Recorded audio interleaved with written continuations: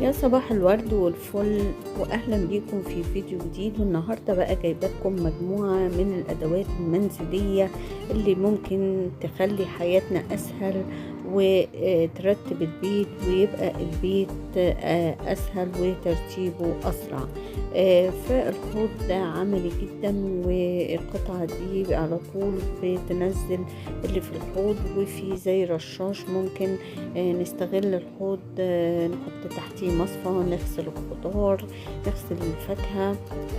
وعملي جدا وبيريحنا واحنا بنشتغل في البيت، وبيسهل حياتنا. ممكن نعمل اكتر من وظيفة في وقت واحد.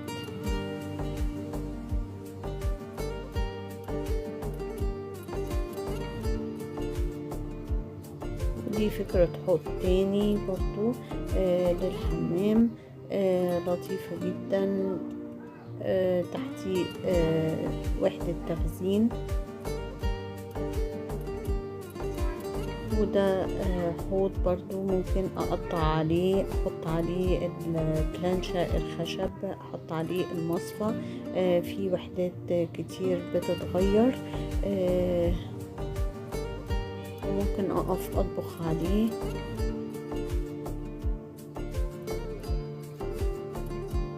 حوض عملي ورائع جدا، ممكن استغله لو ما عنديش مكان للعمل كتير في المطبخ.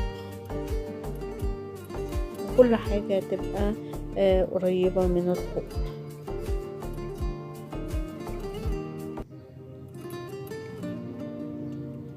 ودي بقى وحدة للحمام، بتنزل زي مطر غزير. ووحدة تانية اهدى شوية،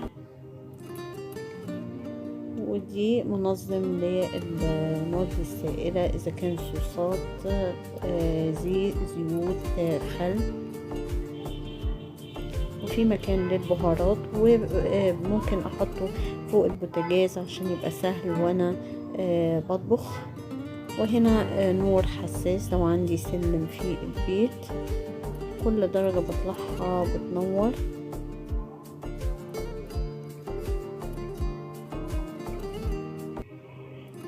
ودي للأطفال، لطيفة جدا، أول مرة أشوفها. وهنا بقى الرفاهية الزيادة، في أسانسير ما بين الدورين.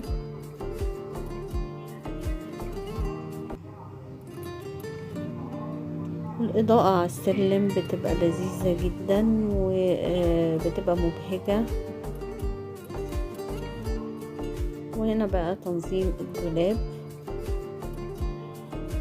كل حاجة بتبقى ليها الرف بتاعها وتتنظم، ونقيس المقاسات قبل ما ننظم الدولاب عشان يبقى الشكل منظم. حتى أدوات العناية الشخصية برضو بيبقى ليها مكان. وهنا الأدراج كتير، فالدريسنج بيتميز بأن كل حاجة بيبقى ليها مكانها، الساعات، النظارات، أدوات المكياج.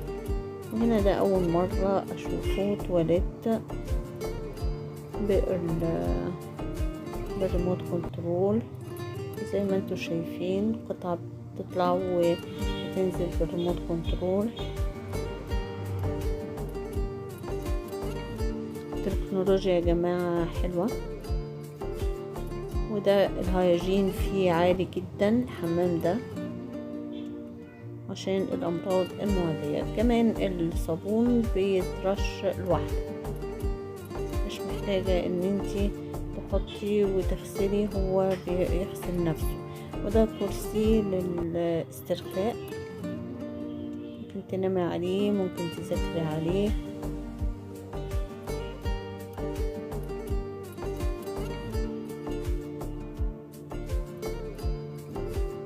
متعدد الأغراض، وبعد كده بيتلم وما بياخدش مكان خالص، ممكن احطه في اي مكان.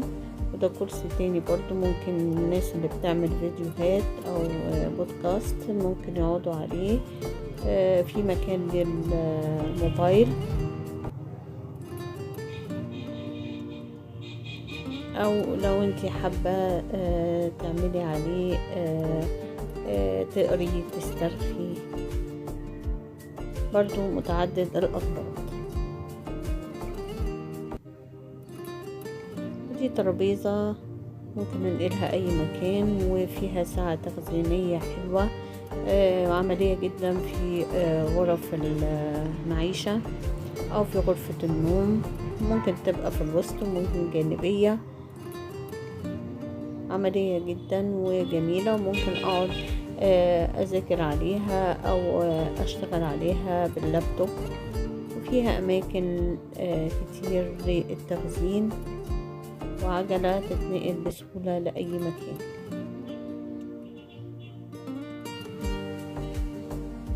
شيك جدا وعملية، وممكن أنقلها، ومنها أشكال كتير، وممكن أنقلها في أي مكان.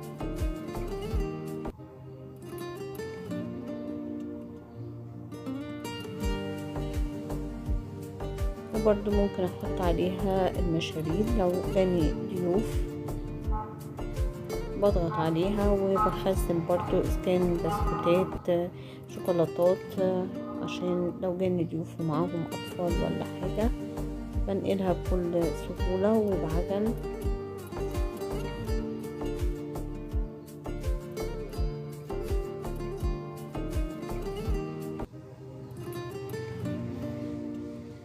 شايفين السهولة والمرونة والبساطة في الاستخدام، حاجة جميلة جدا. ودي برضو ممكن ترابيزة بتتلم وتتفرد.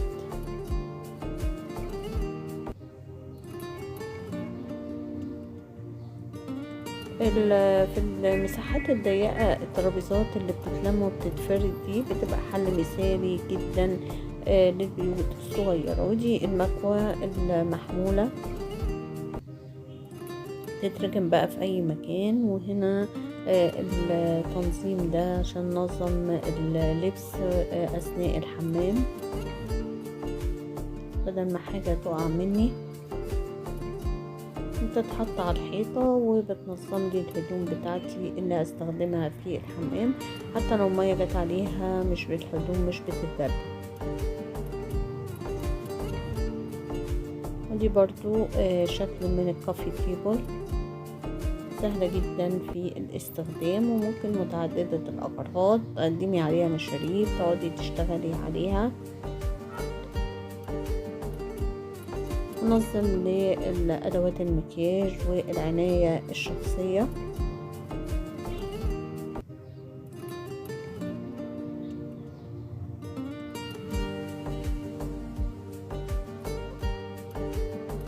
وده حامل لللابتوب والموبايل. وبعد ما بخلص ممكن اطبقه واحطه في اي مكان، ما بياخدش مكان خالص.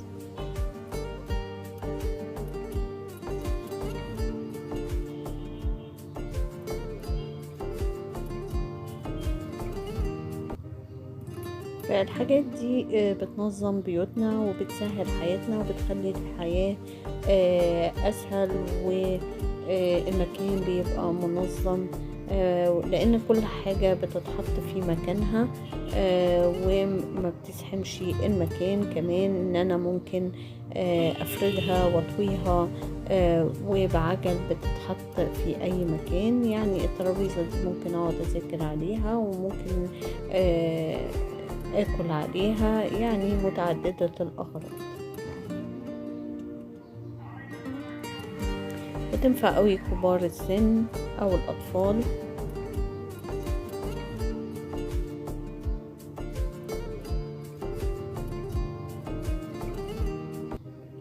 ودي ترابيزة جانبية برضو عملية جدا ومتينة، ممكن احطها على الكنبة.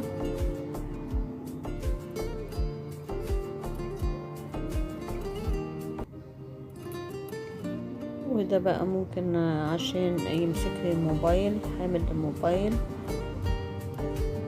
وتجي رفوف ممكن تتوسع وتتضيق حسب الحلة. الطاسة دي منظم حلو قوي للمطبخ. ودي ترابيزة برضو لغرفة المعيشة الصغيرة، ليها كذا غرض، ممكن تتعمل سرير. ودي كراسي بتدخل مع بعضها عشان ما تاخدش مكان تحت الترابيزة. وده برضو ممكن يستعمل ترابيزة، ممكن سرير، ممكن كنبة. وده كل حاجة بتبقى ليها أكتر من استخدام. والكنبة دي ممكن تتعمل سرير بدورين. ودي بتطوي برضو، ممكن انام عليها واطويها. ودي جزامة بدراج. شايفين دي بقى ترابيزة بتتفتح، تطلع الحاجات المشاريب ومناديل الورق في الحمام.